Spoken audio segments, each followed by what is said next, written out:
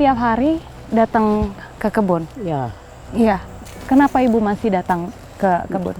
itu aku akan. Aku belanja awak, nggak belanja.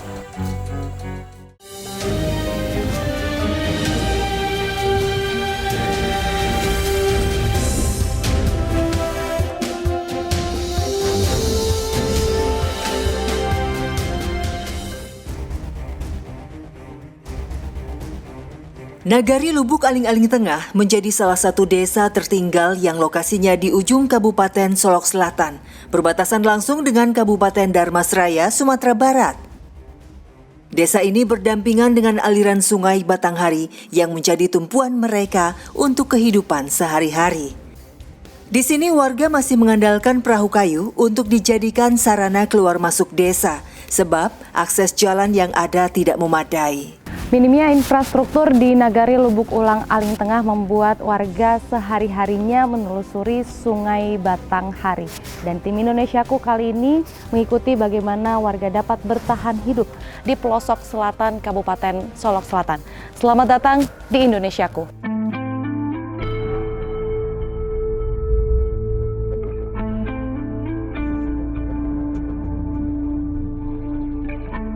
Nah, sekarang saya bersama beberapa warga dan juga perangkat desa Lubuk Ulang Aling ingin berangkat dari desa Sinue dan kita harus menaiki timpe seperti ini, lalu menempuh jarak sekitar 2,5 jam melalui sungai. Perjalanan saya bersama para perangkat desa menuju kantor mereka di Nagari Lubuk Ulang Aling Tengah, Kecamatan Sangir Batanghari, Kabupaten Solok Selatan, bagai sebuah ekspedisi untuk menjajaki karya wisata susur sungai.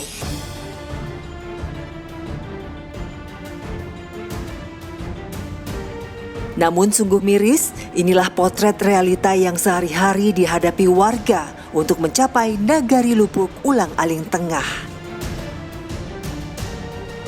Desa Sinue menjadi lokasi kami memulai perjalanan menggunakan timpe atau perahu kayu. Waktu tempuh yang seharusnya bisa terlampaui hanya dengan 1 jam perjalanan dapat mengular hingga 2,5 jam.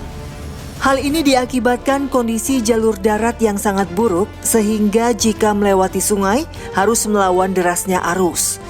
Biaya yang dikeluarkan untuk menempuh perjalanan dengan timpe juga sangat mahal. 1 kali perjalanan sewa perahu berkisar Rp800.000 untuk kapasitas 10 orang. Dengan nominal tersebut kami tidak memakai satupun alat keselamatan, hanya mengandalkan saling menjaga keseimbangan agar tidak tergelincir saat derasnya arus melanda.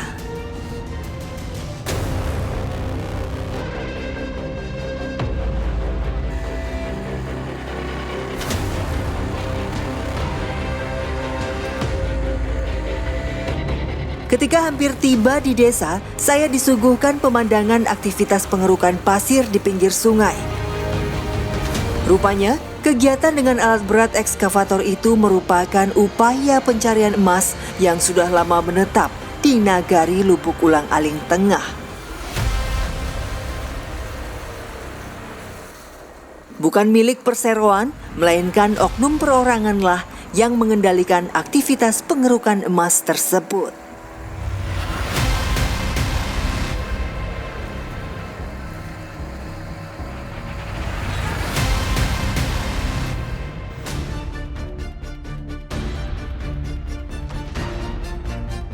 Hal serupa juga dilakukan warga setempat yang ternyata telah menjadi mata pencarian mereka selama puluhan tahun.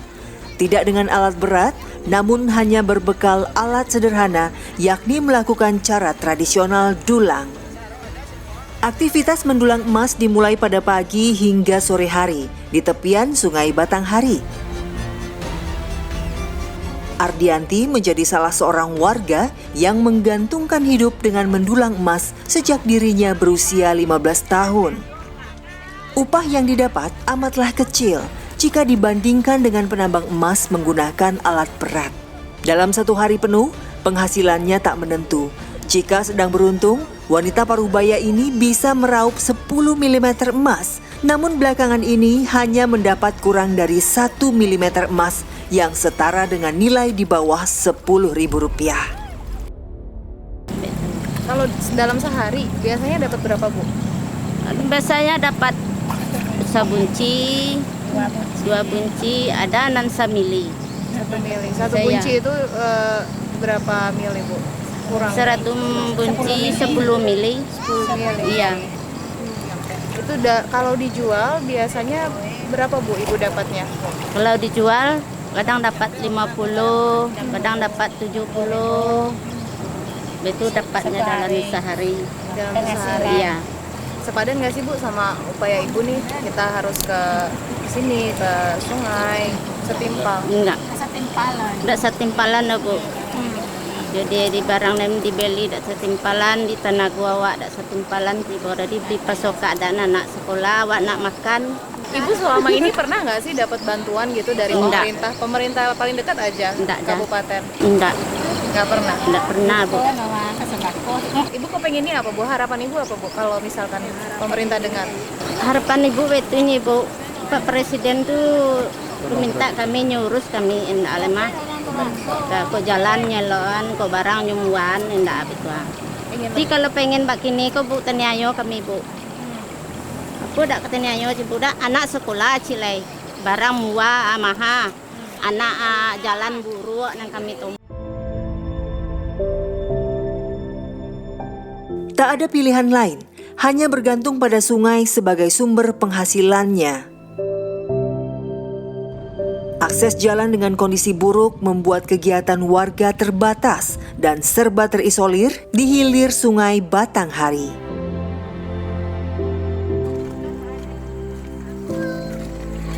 Pengerukan pasir menggunakan alat seadanya, bahkan terkadang digali dengan jari jemari, membuat temuan emas semakin sulit digapai.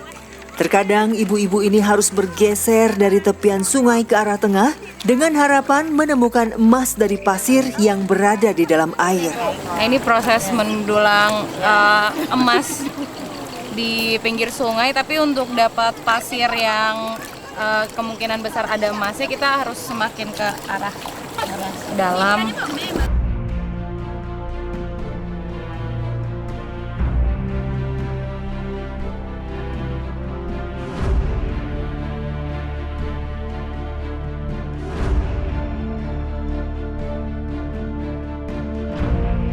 Usai mendulang emas, kami bergegas kembali ke pemukiman untuk mendatangi pengepul. Hari ini menjadi hari yang kurang beruntung bagi Ardianti bersama para tetangganya.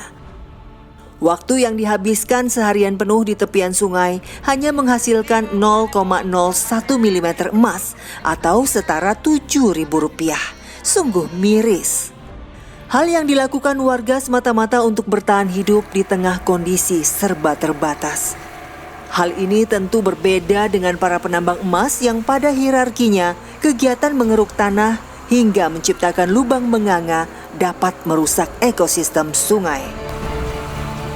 Namun hingga kini belum ada regulasi yang tegas terkait aktivitas penambangan emas di daerah aliran sungai.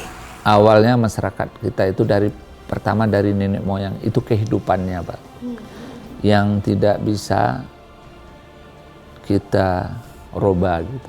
Hari ini penambang itu izinnya kan dari provinsi, Pak. Dari provinsi kami sebagai pengawasan dari istilahnya kewenangan diskresi yang diberikan ke kabupatennya tidak ada ya. Bagaimana regulasi ini kita bisa hidup. Nah, salah satunya bagaimana dia menghentikan kehidupan itu, kita harus membangun infrastruktur dan juga di dalam hasil bumi dia kita harus memfasilitasi.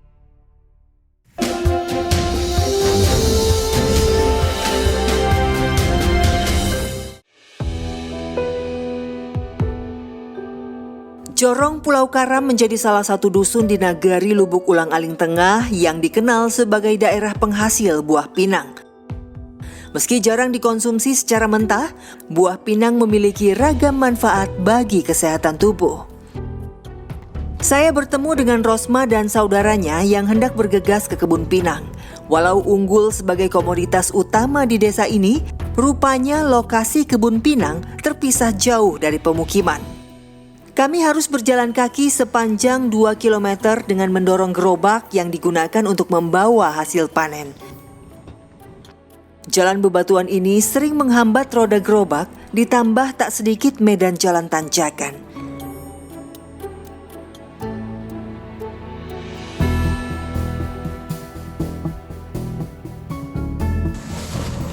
Ini bisa dibawa turun, Bu? Apa ditaruh di sini aja? Di sini aja? Oh, oke.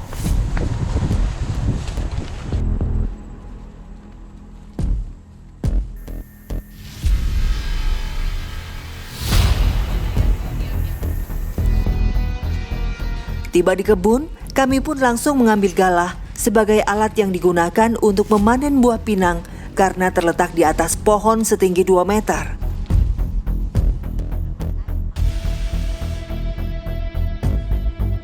Jangka waktu panen memang terbilang sering. Dalam 1 pekan, buah yang sudah diambil akan muncul kembali di ranting. Ibu setiap hari datang ke kebun? Ya, Iya. Kenapa Ibu masih datang ke kebun? itu aku akan. Aku belanja awak, nggak belanja. Memangnya, maaf ya Bu, suami Ibu atau anak Ibu kemana Bu? Ini kan ke rumah kampung laki. Ke kampung laki merantau. Pergi merantau? Ya, nah seorang ada rumah tu ya makannya tak cukup. Pak awak tahu nak minta tolong. Eko ko jual saya.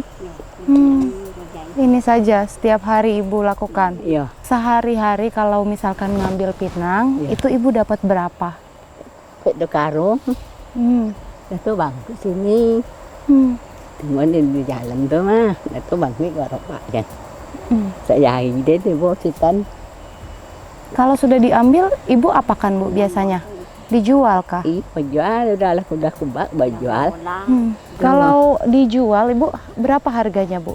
Itu 3.000, ini 3.000 main le 8.000 ini dah ada lagi. Rp3.000? Ya, 1 kilo? ya. Murah banget Bu. Ini lah murah. Main le dapat 10 kali ini dah ada lagi. Sementara Ibu mampunya itu 1 hari 2 karung, Ya, artinya 2 kilo. ya. Mungkin 1 harinya Ibu hanya dapat Rp6.000. Ayo tulanya le, mak tu. Dengan kondisi seperti ini ya Bu ya, harapan Ibu apa Bu? Kalau Pak Presiden nonton, Ibu mau ngomong apa? Ngomong itu lah mama awak ya. Dah ada jalan itu dah tolong lah awak. Mau ada bantuan mah. Masih pinang mahal. Itu lah awak ya. Itu basahan awak tu nak mahal barang awak ya. Wanita berusia 65 tahun yang kini tinggal seorang diri hingga kini menggantungkan nasib pada buah pinang yang ia hasilkan. Rosma hanyalah satu dari ratusan warga di Lubuk Ulang Aling Tengah yang mengadu nasib dari buah pinang walau meraup pendapatan rendah. Inilah keseharian yang dilakukan ibu-ibu di sini mengambil pinang ke kebun. Saat ini harga di pasaran sangat turun, hanya Rp3.000 per kilonya walau pernah mencapai Rp10.000 ya Bu ya. Tapi sekarang ini lagi sangat turun, sangat tidak sepadan dengan upaya yang dilakukan ibu-ibu di sini. Kami berhasil mengumpulkan 2 karung buah pinang usai seharian berada di kebun. Sebelum hari semakin gelap, hasil panen harus dibawa pulang dengan diangkut gerobak yang sudah dipersiapkan.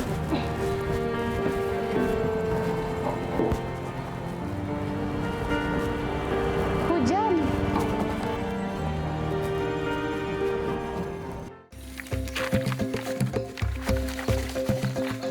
Proses pengeringan buah pinang memakan waktu 2-3 hari untuk kemudian dijual. Sebelumnya, kulit buah pinang harus dikupas terlebih dahulu. Sebab memiliki nilai jual yang lebih tinggi dibandingkan dengan pinang yang belum dikupas. Buah pinang dikenal dengan khasiatnya akan memelihara kesehatan gigi dan mulut. Selain itu, bahkan dapat menurunkan tekanan darah dan mengatasi anemia karena kandungan kalium yang tinggi. Dimakan Bu? Ya, dimakan. Pahit lah Bu. Ya, rasa itulah. Oh, hah? Ini buah pinang dibelah dua yang ternyata rasanya pahit banget, nggak kuat saya. Proses akhir sebelum dijual ke pengepul yakni dikeringkan. Usai kering terkena paparan sinar matahari, buah pinang dikembalikan ke karung untuk siap dijual. Pinang yang telah dikupas bernilai Rp4.000 per kilo. Sementara pinang belah atau yang belum dikupas hanya Rp3.000 saja.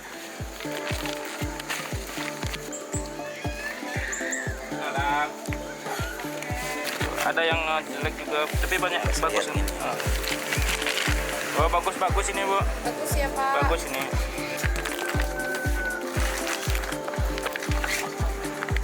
Yang ini 3 kilo ya. Setengah. Usai ditimbang, upah yang diterima Rosma dan saudara-saudaranya hanya Rp27.000 pada panen kali ini.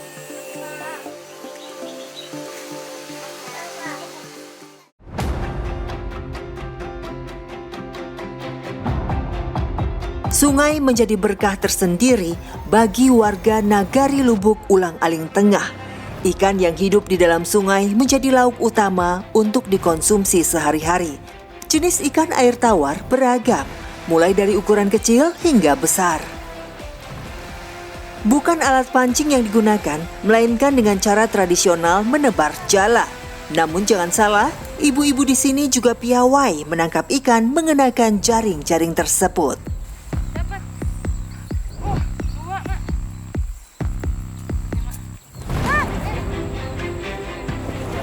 Nih, akhirnya kita dapat ikan, jenisnya ikan nila ya, Maya, yang biasa ada di sungai ini dan dikonsumsi oleh warga sini.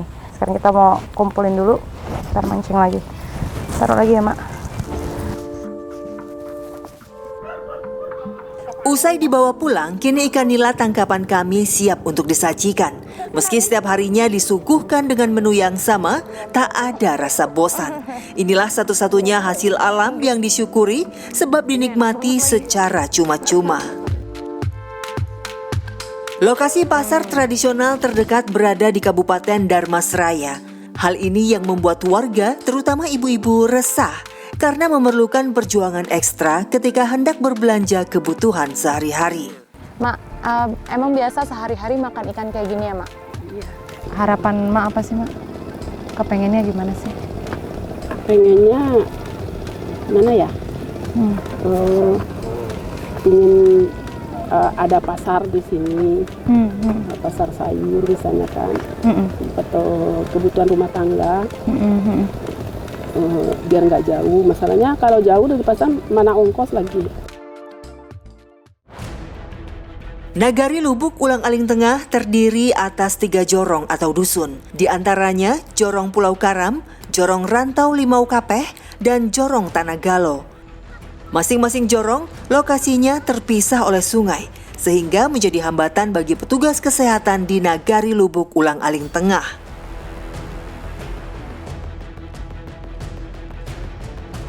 Iwan selaku bidan yang baru dimutasi ke nagari ini harus menyeberang menggunakan perahu kayu untuk memeriksa pasiennya. Saat bersiaga di puskesmas pembantu atau pustu, ia mendapati seorang pasien kritis. Pria Parubaya ini rupanya mengidap infeksi paru-paru yang berakibat pada gangguan pernafasan.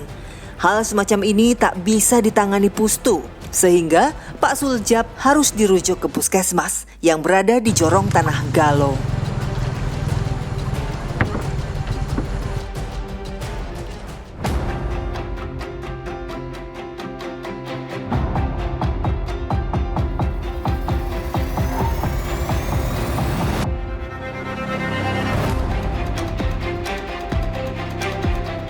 Pak, jadi Bapak ini sakit apa, Pak? Ini bapak ini sakitnya adalah gangguan pada pernapasan, yaitu berupa infeksi paru. Terus semuanya yang akut. Yang akut ya? Iya. Nah, sekarang untuk dirujuk, memangnya di pustu bagaimana Pak untuk alat pemeriksaan atau gimana? Kalau ini kapasitas bukan kapasitas pustu lagi, Bu. Masalah ini harus dirujuk ke puskesmas.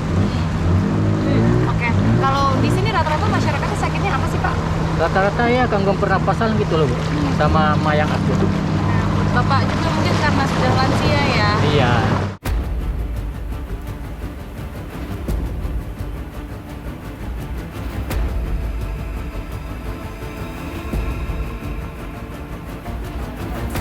Kami harus menyeberang sungai untuk segera membawa Suljab ke dalam ambulans. Meski sudah melakukan tindak pertolongan pertama, kondisi pasien kritis tidak dapat diprediksi.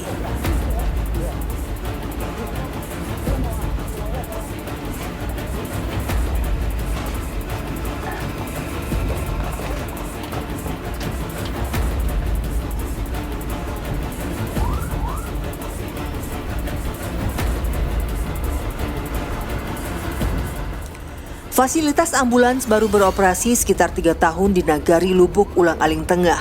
Dan seperti inilah medan jalan yang harus dilalui dengan kondisi membawa pasien kritis.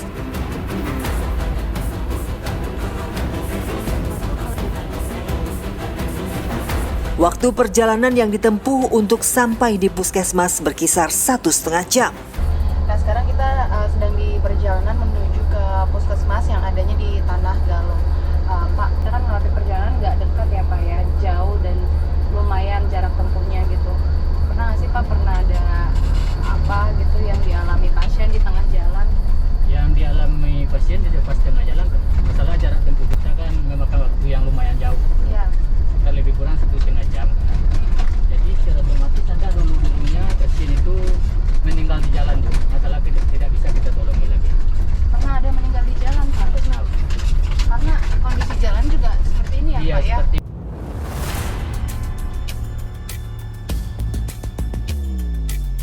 Kondisi infrastruktur jalan yang jauh dari kata layak berimbas pada salah satu aspek penting, yakni fasilitas kesehatan.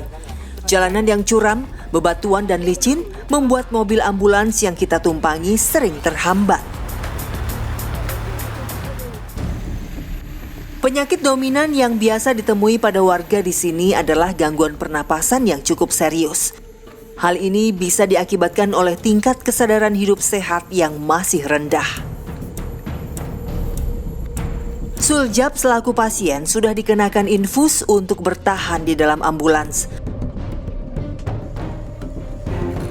Akhirnya, setelah hampir 2 jam, kami pun tiba di IGD Puskesmas Nagari Lubuk Ulang-Aling Tengah dan pasien langsung diambil tindakan.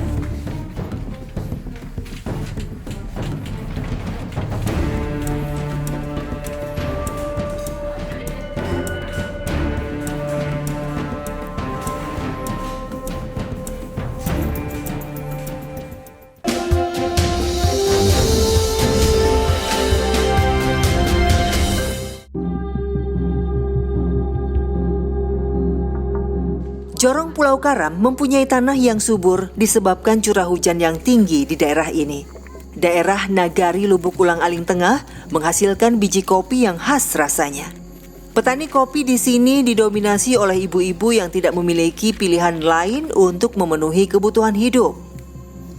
Sayangnya, bukan hanya buah pinang, harga biji kopi juga alami penurunan drastis.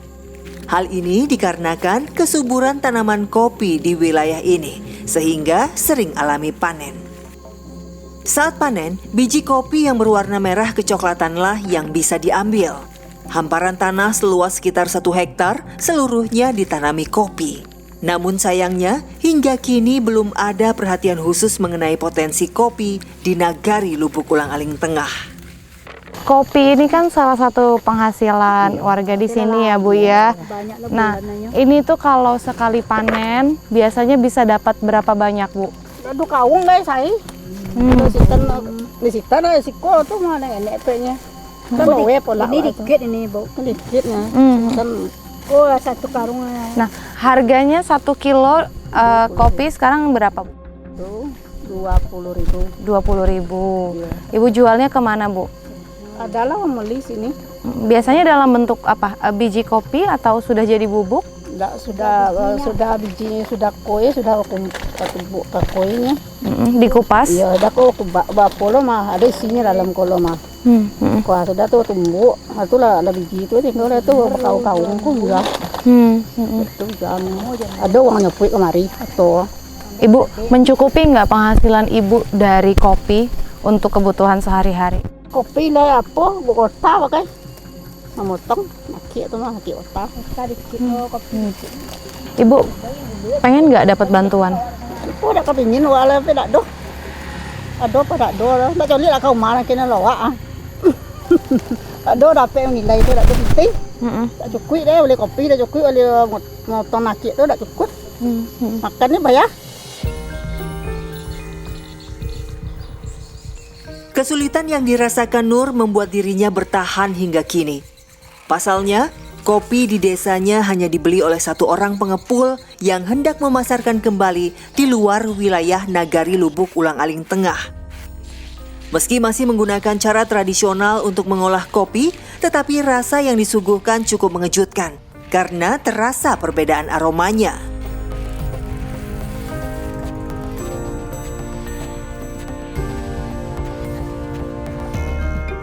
Jika infrastruktur jalan terbangun baik, warga yang tengah bergantung hidup dari kopi akan leluasa memasarkan kopi Jorong Rantau Limau Kapeh.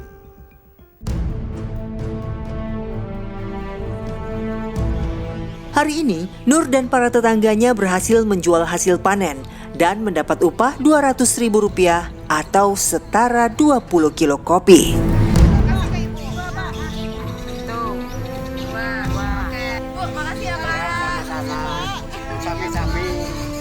Kendala dengan infrastruktur, karena infrastruktur itu ada dua wilayah, ada kewenangan provinsi dan ada kewenangan kabupaten. Yang hari ini kewenangan provinsi itu gitu, dan kami udah sepakat dengan Bapak Gubernur dan untuk meninjau itu kembali. Memang tertinggal ini ya tertinggal di Solo Selatan, tapi secara Sumatera Barat Gubernur harus bertanggung jawab juga gitu, dan Pak Gubernur udah berkomitmen untuk itu gitu.